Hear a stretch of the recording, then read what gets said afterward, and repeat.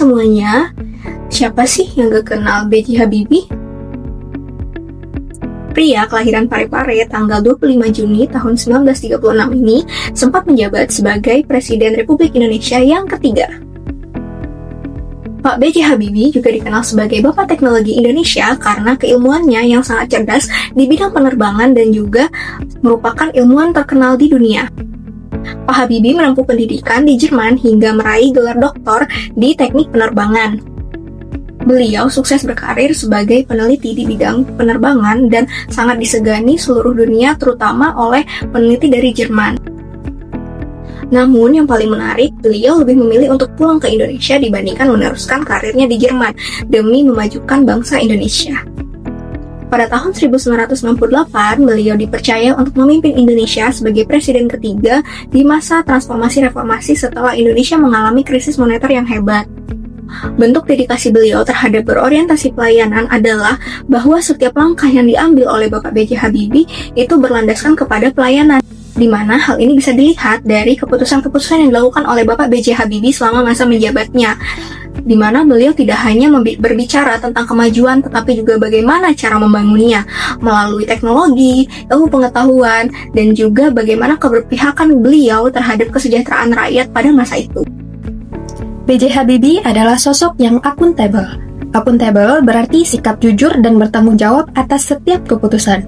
Walaupun kepemimpinan beliau sangat singkat selama 17 bulan, Bapak Habibie membuktikan lewat kebijakan-kebijakan penting, di antaranya otonomi daerah, kebebasan menyalurkan aspirasi, dan juga kebebasan pers. Keberanian mengambil langkah besar ini menunjukkan akuntabilitasnya sebagai pemimpin bangsa. Habibie adalah sosok yang kompeten. Dengan keahliannya, ia membuktikan bahwa Indonesia mampu membuat pesawat sendiri. Karya-karyanya seperti CN-235 dan N-250 menjadi bukti nyata kompetensi putra bangsa. Nilai harmonis yang dapat kita ambil dari B.J. Habibie ialah hubungannya antara seluruh aspek pemerintahan pada saat itu, bagaimana ia bekerja sama dengan berbagai pihak agar bisa memajukan bangsa negara, terutama dalam aspek ilmu pengetahuan dan teknologi.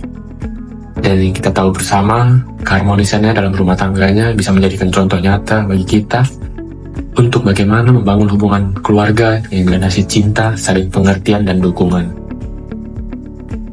Kemudian nilai loyal yang tercermin dari B.J. Habibie ialah komitmennya yang kuat untuk memajukan Indonesia, terutama di bidang ilmu pengetahuan dan teknologi, serta kepeduliannya pada nasib bangsa dan negara di atas kepentingan pribadi.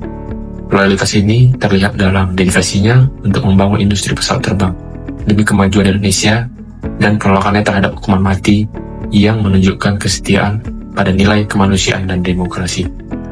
Habibie adalah sosok yang juga adaptif.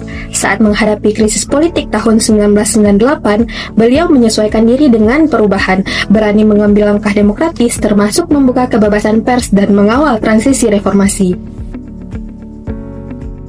Nilai kolaboratif B.J. Habibie terlihat dalam upaya membangun industri dirgantara nasional dengan menggalang partisipasi publik melalui kampanye crowdfunding proyek pesawat R80, serta melalui pendirian The Habibie Center untuk memajukan dan mengembangkan konsep demokrasi di Indonesia dengan melibatkan berbagai pemangku kepentingan. Ia juga menekankan pentingnya dialog dan keterbukaan antar pikiran untuk melahirkan ide-ide inovatif serta mendorong kerjasama dan sinergi dalam pembangunan bangsa.